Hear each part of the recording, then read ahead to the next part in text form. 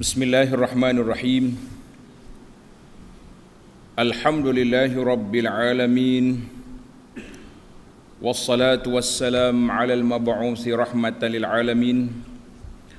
Nabiyyina wa habibina wa qudwatina Muhammad ibn Abdullah wa ala alihi wa sahbihi wa man sar ala nahjihi wa ihtada bihadihi wa istanna bisunnati ila yaumiddin. Amma ba'du. Muslimin dan muslimat, para pencinta ilmu, Assalamualaikum warahmatullahi wabarakatuh. Alhamdulillah, syukur kita kepada Allah Azza wa Jalla pada hari ini 18 hari bulan 12 2022 kita dapat meneruskan pengajian kita dengan kitab kita Hikayatun Fiqhiyatun Mukhtarah. Kitab dianya nama dia Hikayat Fiqhiyah Mukhtarah, cerita-cerita fiqh yang terpilih. Tajuk ni kita sudah masuk Al-Hikayatus Salisah wal Khamsun Ba'dal Mi'ah. Hikayat yang ke-153. Masuk dalam bab perkahwinan. Tajuk kita iaitu Al-Wilayatu 'alal mar'ati fi zawaj, hukum wali nikah. Jadi nak kahwin kena ada wali. Tak boleh perempuan tu nikah dia sendiri ataupun dia main hangguk-hangguk macam ayah dengan itik lah. Dia ada wali yang akan menguruskan perkahwinan dia. Tak boleh suka-suka saja. Kisah kita ni ada riwayat yang menarik. Anil Hasani yaitu Al-Basri, daripada Hasan Al-Basri rahimahullahu ta'ala. Siapa dia Hasan Basri ni? Sangat masyhur. Kita dengar sekejap lagi kisah dia. Qala fala ta'duluhunna. Dia baca ayat Quran, ayat surah, tanda surah. Pelajar-pelajar yang nak ikut tadabbur ayat surah Al-Baqarah ayat 232. Surah Al-Baqarah ayat 232. Allah SWT sebut, wa idza talaqtumun nisaa fa balaghna ajaluhunna fa balaghna ajalahunna fala ta'duluhunna. Wa idza talaqtumun nisa, dan apabila kamu telah menceraikan isteri, mana orang perempuan itu telah diceraikan, maka bila sampai tempoh ajal dia, mana orang perempuan yang sudah dicerai, tamat dah dia punya ajal dia. Dia punya tempoh dia sudah tamat. Allahu Akbar. Bila tamat tempoh, apa yang kita nak lakukan? Apabila isteri dicerai, kemudian dia nak kahwin lain. Edah dia habis. Fala ta'duluhunna, maka janganlah wali-wali dia menyekat si perempuan ini an yankihna azwajahunna idza taradau bainahum bil ma'ruf. Maka janganlah kamu, wahai wali-wali, kepada wanita itu, wali nikah dipanggil, menahan mereka daripada berkahwin semula dengan bekas suami dia. Dia bercerai dah tapi gila nak balik. Nak semula. Apabila mereka, laki-laki dan perempuan itu, bersetuju sesama sendiri dengan cara yang baik. Jadi kisah ni panjanglah. Dengar cerita dulu. Jadi kata di Al-Hasanul Basri ketika menafsirkan ayat ini, fala ta'duluhunna. Mu jangan sekat anak wali kamu tu nak kahwin semula dengan bekas suami dia. Dia bila kahwin, habis iddah, dia tak boleh rujuk. Dia kena angkat nikah balik. Berkompang semula lah kitanya. Kata Al-Hasan, qala haddatsani Ma'qil bin Yasar. Ma'qil sahabat Nabi, annaha nazalat fi, dikata ayat ini turun kepada saya. Ma'qil, apa cerita? Qala zawwajtu ukhtan li min rajulin fatallaqaha. Aku kahwinkan adik perempuan dia ni dengan seorang laki-laki, katanya sepupu dia. Ramai orang pinang adik dia tapi tak bagi. Tapi bila sepupu dia mari nampak macam orang baik, dia pun kahwin. Tak lama berkelahi dua tu, fatallaqha, si sepupu ni, suami ni cerai isteri dia. Bila cerai tak mari rujuk balik. Hatta qadat iddatuha, sehingga tamat iddah. Bila habis iddah, ramailah orang mari minta. Peminat-peminat hak lama-lama mari. Bagi saya lah pula. Tak jadi dengan hak dulu. Suami hak dulu gila talak. Ja'a yakhtubuha, mari pula nak. Marah dia. Fakultu, Maqil pun marah ke adik ipar dia tu, bekas adik ipar. Zawwajtuka wa farashtuka wa akramtuka fatallaqtaha. Marah dia. Aku kahwin kamu, aku muliakan kamu, aku belarakmu, terjemah Kelantan lah bunyi. Aku belarakkan kamu, buat kenduri comel-comel, mu cerai adik aku. Marah. Thumma ji'ta takhtubuha, mu mari nak minta balik. La wallah, sumpah, la ta'udu ilaika abada, adik aku tak akan balik kamu selama-lama. Sumpah dia tak bagi, tak mau bagi. Marah juga kita pun. Sebagai wali, main-main mu ni. Ramai orang minta adik aku kahwin mu cerai dia. Marah. Wa kana rajulan la ba'sa bihi. Sebenarnya si bekas suami itu baik orangnya, bukan, tapi iyalah ada kes dua tu lah cerai tu. Masalah dia nya wa kanatil mar'atu turidu an tarji'a ilaihi. Adik dia pula nak juga ke bekas suami tu. Tak tahu masa tu tak ada WhatsApp apa. Tapi macam mana dia dua ni bercinta semula lepas pada cerai. Nak balik. Fa anzalallahu hadhil ayah, turun ayat Quran ini. Ayat Quran yang kita baca saat ni. Dan apabila wa idza talaqtumun nisa fa balaghna ajalahunna fala ta'duluhunna. Mu jangan sekat kalau dia nak semula, tak ada sekat. Jadi kata di Maqil, al-an af'alu ya Rasulullah.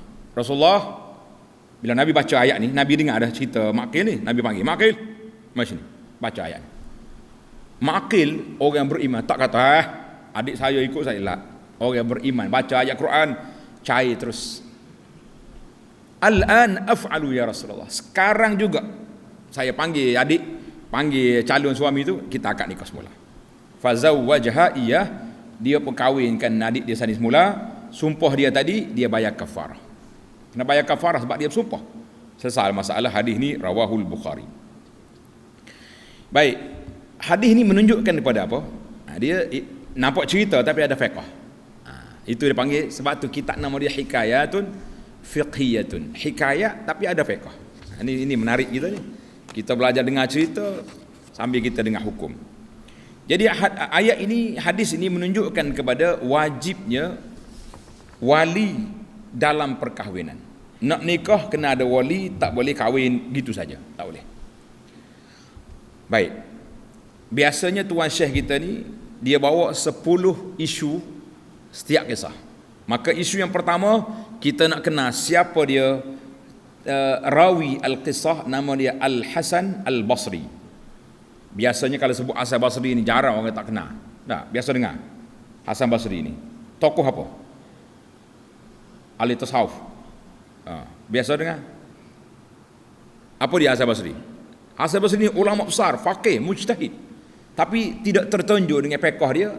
Terkenal bila sebut Hasan Basri, terkenal dengan cerita-cerita tentang tasawuf dan cerita yang pelik-pelik. Nak dengar cerita pelik ke tak nak dengar?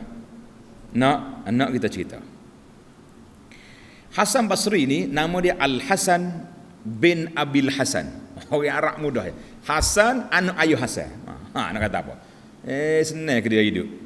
Nama ayah dia Yasar. Maknanya Al-Hasan bin Yasar bin Al-Basri, maknanya duduk di orang Basrah. Al-Ansari maulahum, tapi dia di bawah jagaan orang Ansar. Siqatun, seorang yang kuat hafalan dia. Faqihun, seorang ulama fiqh yang besar. Fadilun, mempunyai kelebihan, masyhur.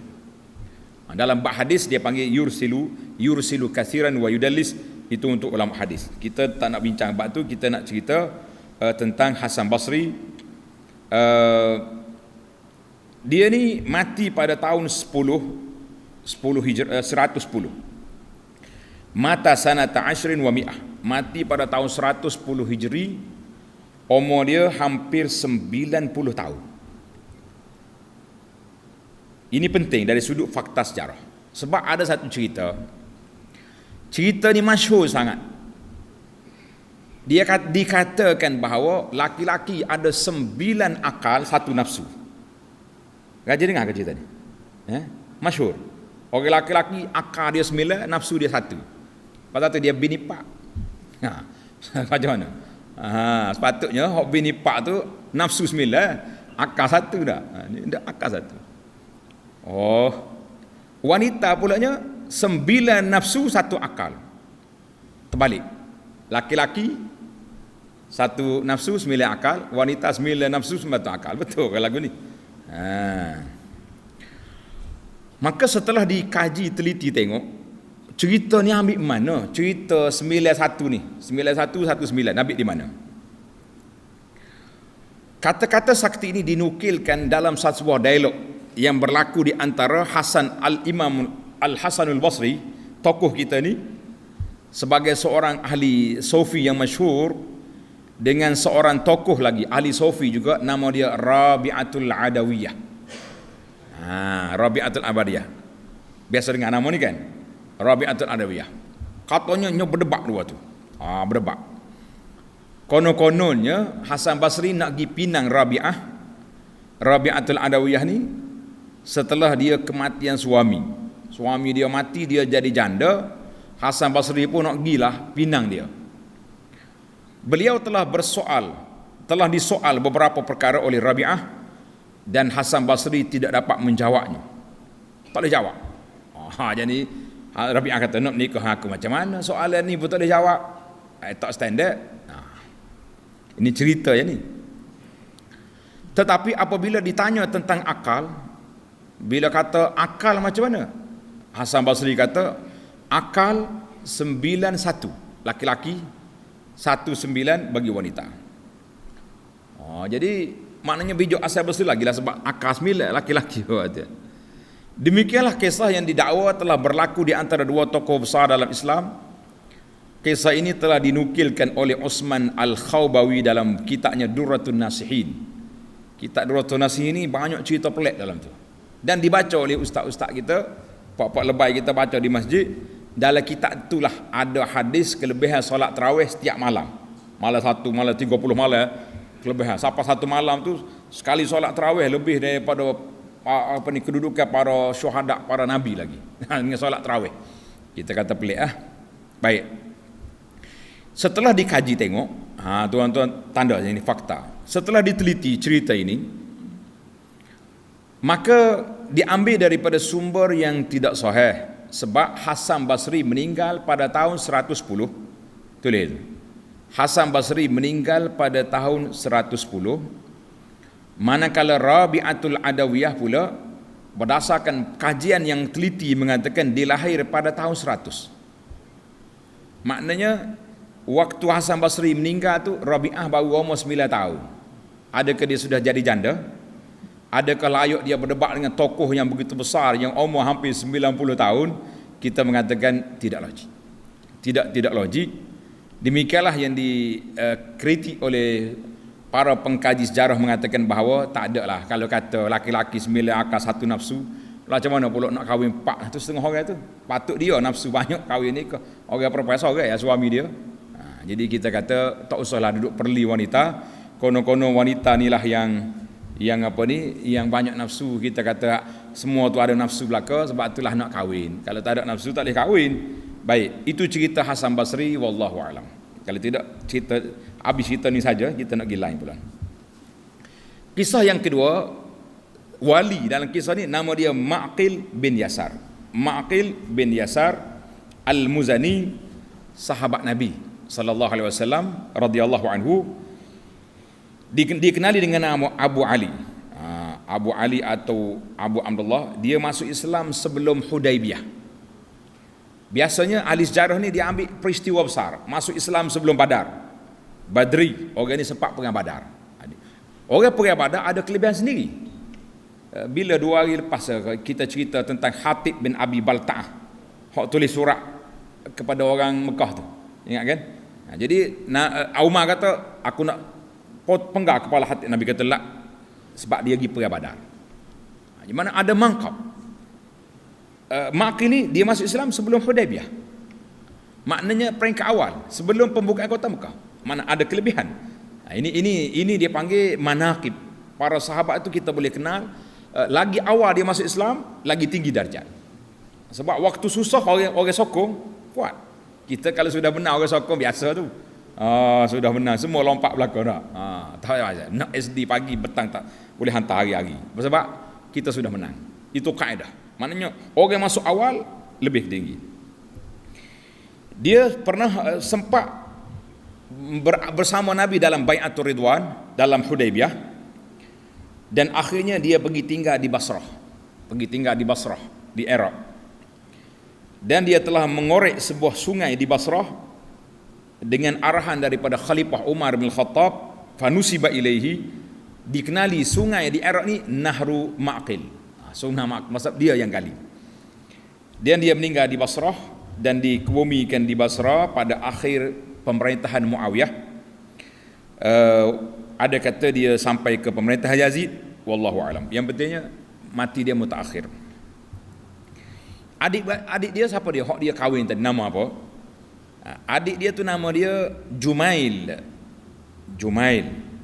Ismuha Jumail.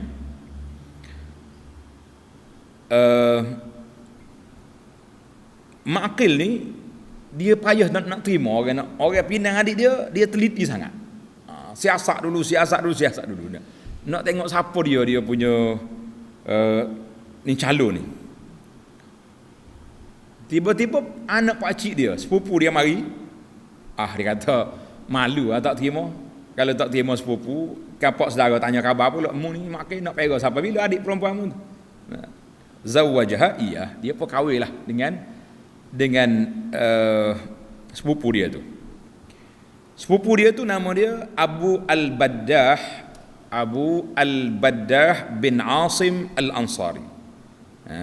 Jadi Abu Al-Baddah bin Asim Al-Ansari pun tidak dikenali ramai. Dari sudut biografi atau biodata dia tak banyak ditulis oleh para ulama selain daripada kisah ni. Kisah dia nak balik semula kepada isteri dia, dan Allah Ta'ala larang Maqil daripada menghalang dia. Itu kadang-kadang sahabat ni tersembunyi nama dia. Ada orang yang masyhur, ada orang yang tidak dikenali. Baik para pelajar, para jemaah sekalian. Maka isu yang kelima dari sudut orang panggil kronologi cerita. Kronologi cerita nak sampai ke tu ayat ni. Jumail telah sampai kepada umur boleh kahwin. Tuan-tuan ingat orang kahwin zaman dulu umur berapa? 9 tahun je. Ingat kalau masa zaman kita dulu ni, Imam Syafi'i dia kata aku pernah jumpa wanita zaman dia umur 21 tahun nenek. Kita 21 tahun duk beringoh lagi tak tahu apa. Nak nikah dah umur 21 tahun baru. Apa pelik? Orang dulu 21 tahun nenek, sebab dia nikah umur 9 tahun. Mengandung 9 bulan. Jadi umur 10 tahun boleh anak. Tambah pula 9 tahun pula boleh menantu. Tambah lagi setahun cucu. 21 tahun jadi cucu. Main-main dia. Jadi bila Jumail ni comel orangnya, ramai orang minat. Mana? Tapi Maqil tak mau bagi. Sehinggalah Abu Al-Baddah mari. Sepupu dia mari, Maqil kata tak apa. Dah munak gak anak-beranak kita belaka, boleh jadi mu jaga molek lah adik ni. Tapi apa boleh buat? Qadarallahu wa ma syaa fa'al. Walaupun sepupu tapi tak ngam, tak serasi dua orang itu kelahi juga. Balas juga. Wa waqa'al khilafu bainahum.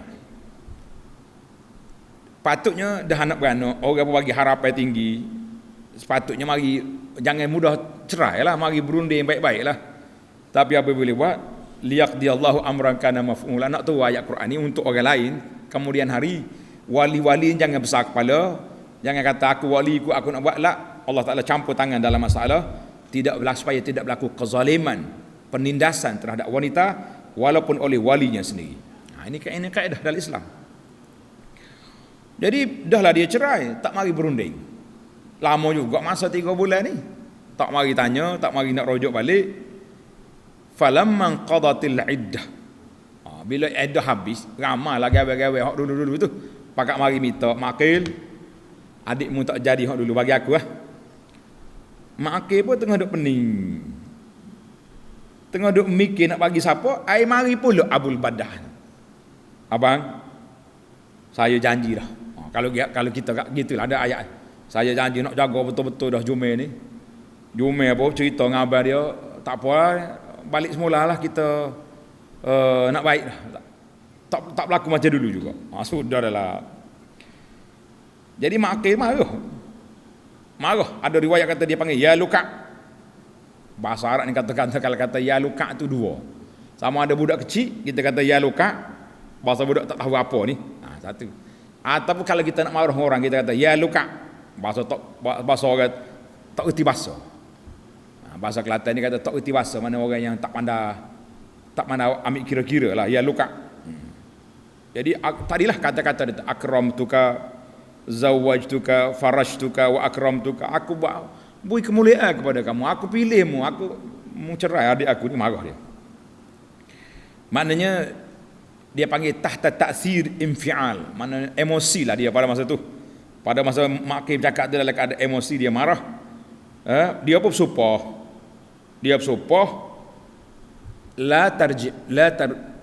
Adik aku tak akan beri kamu mula.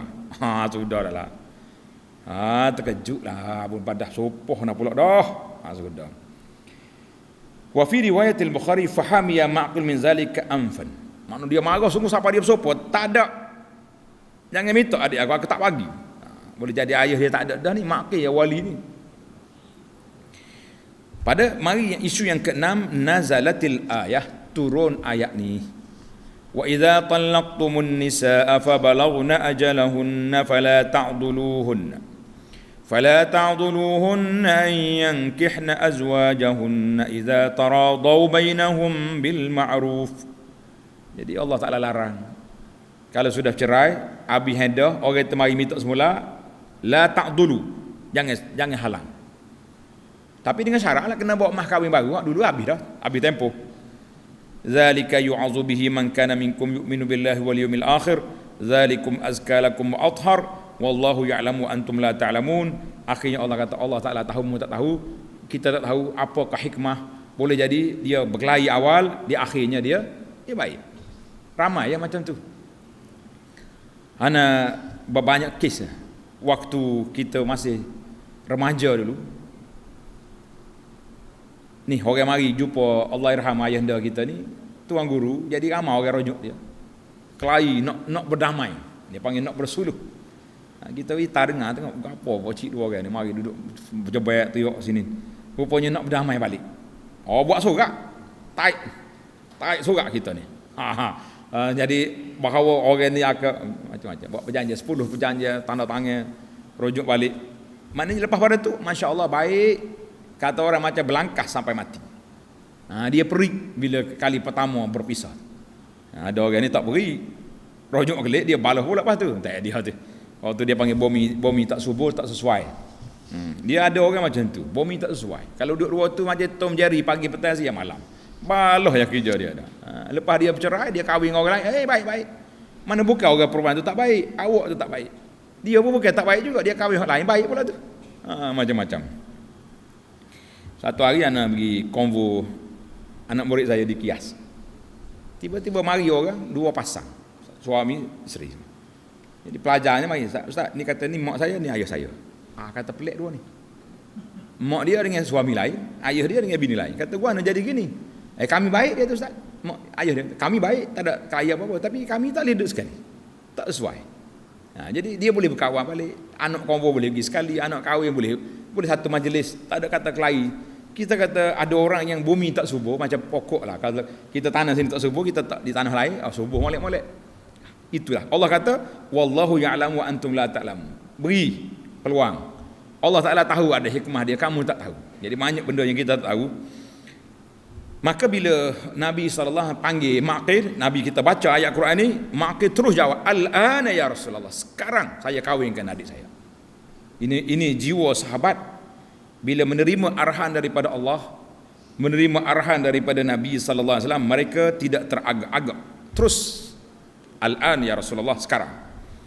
Allahu Akbar. Itu kelebihan mereka. Apa saja ayat Quran yang turun, akur selalu. Tu ayat Quran hijab, tarik, kain lansir tarik, buku kepala hijab. Turun ayat Quran haramkan arak, habis tempayan pecah di tengah jalan Madinah, tempat pecah tempayan. Orang kata kenapa pecah tempayan? Buang arak tak boleh, tengok bekas ingat tuan. Bahaya bekas ni rupanya. Tengok bekas ingat tuan. Jadi kita pun kalau tengok benda-benda apa ni yang tak baik tu jangan tinggal lagi bekas-bekas dia tu. Semalam saya pergi Kenduri, ada seorang tu dia minta rokok dengan kawan dia. Kawan dia tu kenal kita, dia malu nak bagi. Dia kata, "Ai, nak bagi rokok ni depan ustaz ni." "Tak apa ustaz, saya bertanya kiri." Kata, "Baca bismillah kau tanya nak sat rokok." "Dah, tak baca." Kata, "Kena baca auzubillah minasyaitanirrajim." Kata, "Hok Isa sekali dengan syaitan dah duduk tu." Macam-macam manusia ni dia belik kita. Kan? Macam cerita pagi tadi lah, ingat kan? Orang kita tanya ustaz dia, dalam syurga ada kita tak rokok? Ustaz kata ada. Semua dalam syurga ada. Mu nak apa? Tapi api tak ada. Habis? Kamu kena masuk neraka dulu nak isap rokok. Apa ada muka kata boleh. Baiklah. Maknanya kisah kitanya, para sahabat ini raja'ina ilal haqi. Bila dia dengar yang benar, terus yutan. Dia tak teragak-agak, tak kata malu Rasulullah, saya dah sumpah tadi lah, minta maaf, rujuk balik. Itu dia panggil para sahabat, begitu sifat mereka. Baik, kita pergi kepada fiqh pula. Tadi cerita hikayat fiqhiyah. Perkara yang ketujuh, hikayat ini menunjukkan kepada la yajuzun nikah bighairi wali. Tidak boleh kahwin tanpa wali. Dalilnya, kalau wali tak perlu, tak payahlah Maqil berkeras tak mau kahwinkan adik dia. Adik dia pergi nikah sendiri. Suami ada, isteri ada, cari juru nikah, akad nikah lah. Tapi oleh kerana terlekat mereka nak kahwin semula, tak boleh dengan sebab ni itu menunjukkan bahawa wali itu besar kuasa dalam perkahwinan. Sebab itulah dia kata zawwajtuka, aku yang kahwinkan. Dalam bahasa kita nak kahwin sekali pun, dalam fiqh kata kena guna lafaz kahwin. Aku kahwin nikah dan kan imam kita ni guna bahasa Melayu Arab lah. Aku nikah, uzawwijuka wa ankahtuka. Aku nikah dan aku kahwinkan kamu dengan nama Allah. Jadi mengikut sunnah Nabi sallallahu alaihi wasallam. Jadi sebut. Tak boleh kalau kata aku satukan kamu, tak jadi. Dia nak lafaz nikah. Tazwij. Itu bahasa dia.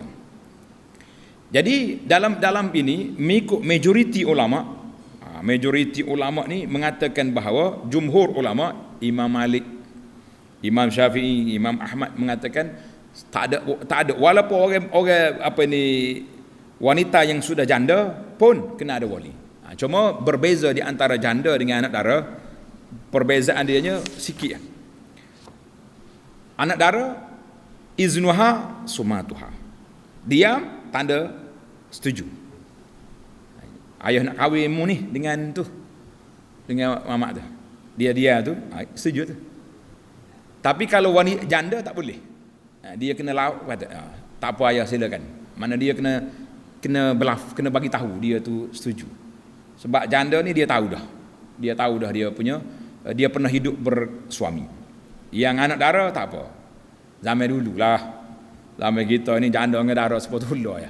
Kalau dia tak jawab nak, jangan dia kacau. Nyampaknya fight dah. Tak ada menikah seminggu. Lagi cari boras sendiri di mahkamah. Suruh cerai, suruh suami dia, dia tak setuju tu cerai.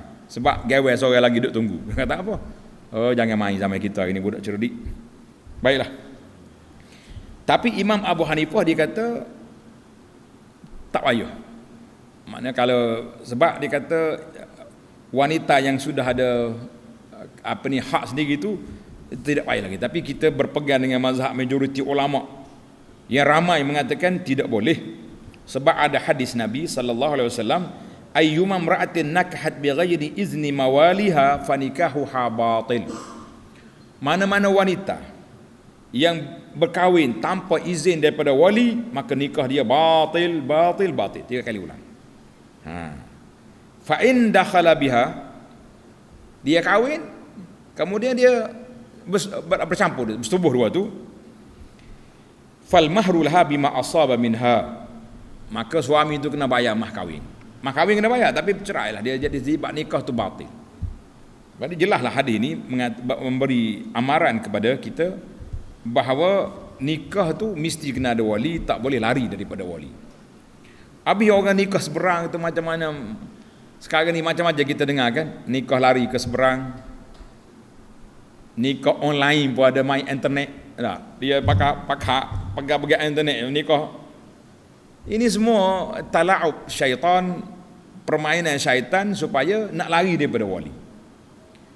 Ni kita nak pergi jalan Kuala Lumpur ni, sebut nama tempat kan, orang cari masalah kita. Ada island tepi jalan tu, nikah wali hakim betul ni. Sedikit betul. Mau cari mana? Tak boleh sebut orang ni. Kita sebut contoh je, dia pergi cari sungguh. Ada sini pun. Jangan gurau. Cerita wali hakim. Wali hakim. Jadi banyak benda.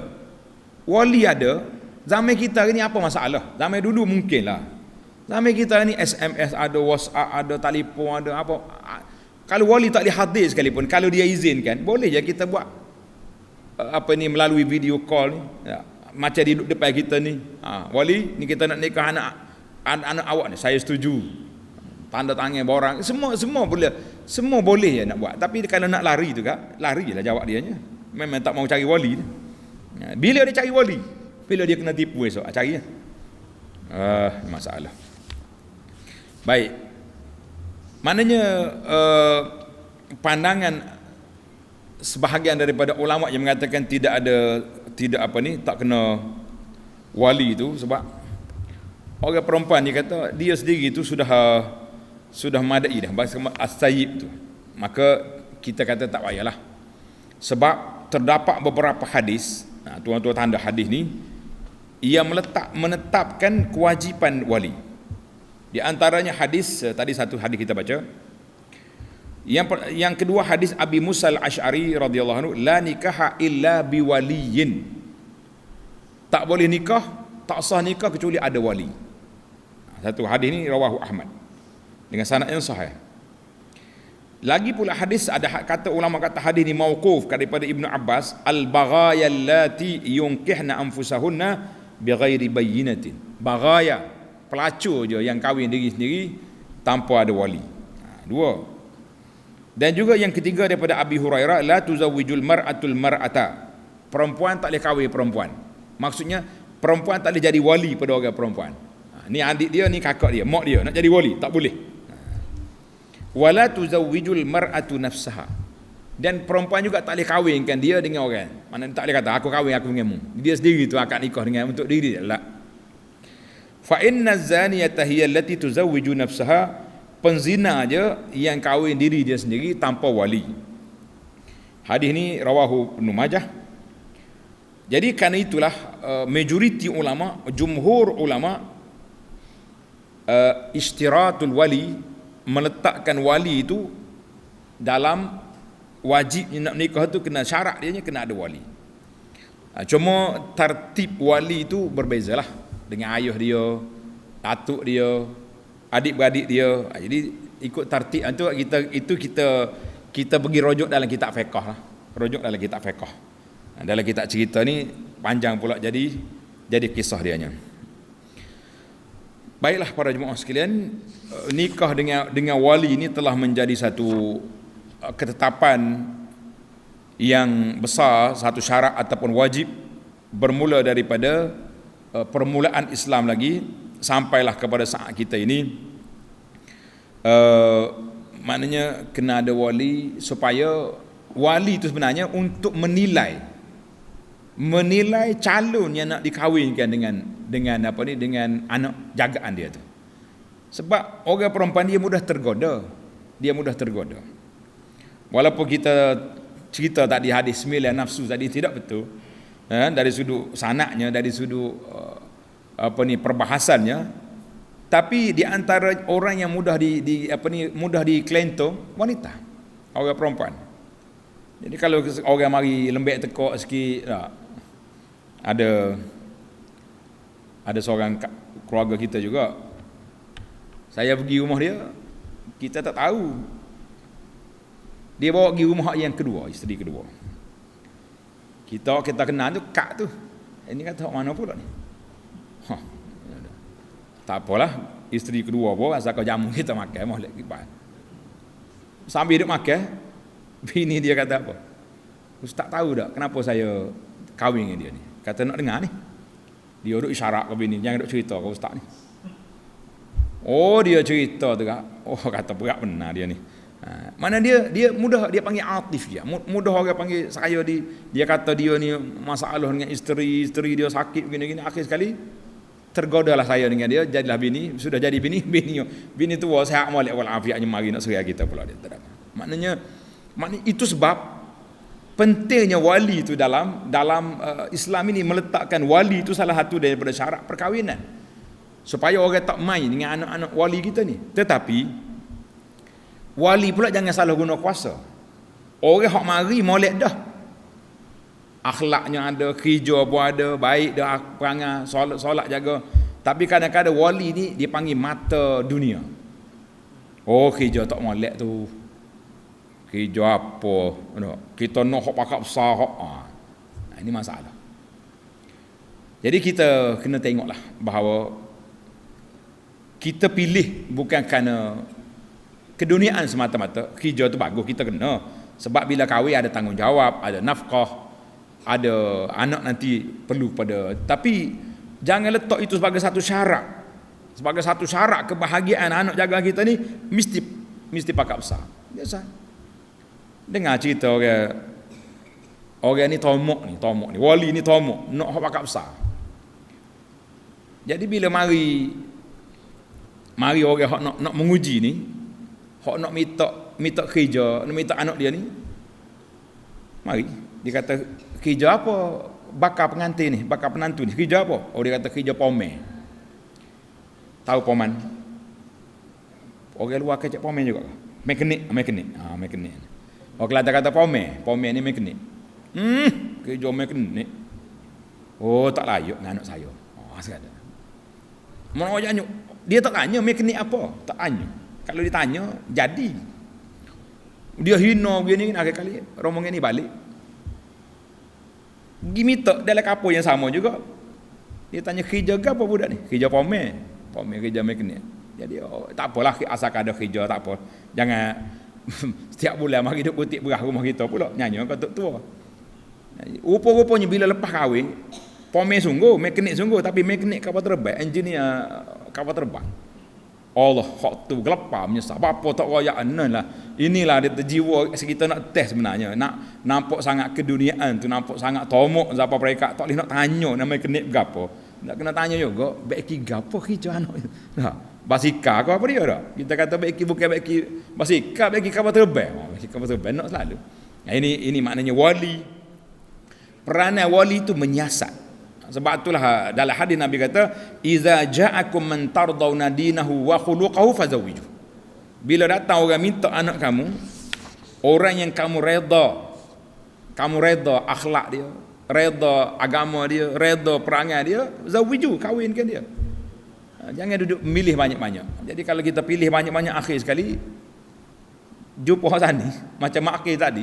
Tak, dia pilih sangat adik dia, akhir kali jumpa hak cerah, tak ada bolehan. Maknanya kita, yang penting dalam hidup kita ni, para jemaah sekalian, peranan wali dalam perkahwinan itu besar. Sebab wali inilah yang menilai. Tetapi wali jangan menyalahgunakan kuasa kewalian dia tu. Baik, andanya mu'dal al-awliya, wali tak mau kahwinkan anak, habis budak perempuan yang nak kahwin, si calon suami pula orang baik. Adakah Islam pakai tergantung begitu? Tak.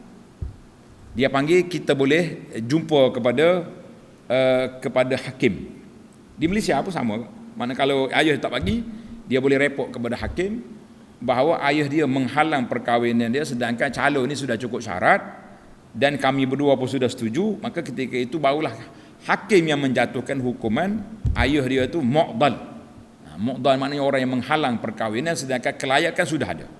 Tidak kena kelentong, tidak kena tipu, yang laki-laki ni keluarga dia apa ada, yang perempuan apa keluarga dia, tapi bapak dia, wali dia tu buat masalah, maka ketika itu barulah dia jatuh hukum sama ada ayah dia menerima ataupun dia pindah kepada wali yang lain dengan mahkamah. Bukan kita sendiri pandai-pandai. Ayah aku tak boleh, aku lari je. Lah, itu dia panggil mazhab sendiri, mazhab yang akan merusakkan masa depan yang tidak baik. Wallahu alam. Tamatlah cerita kita, insya-Allah kita akan sambung lagi dalam cerita yang akan datang. Subhanakallahumma wa bihamdika asyhadu an la ilaha illa anta astaghfiruka wa atubu ilaik. Wa sallallahu ala nabiyyina Muhammadin wa ala alihi wa sahbihi ajma'in walhamdulillahi rabbil alamin. Wassalamu alaikum warahmatullahi wabarakatuh.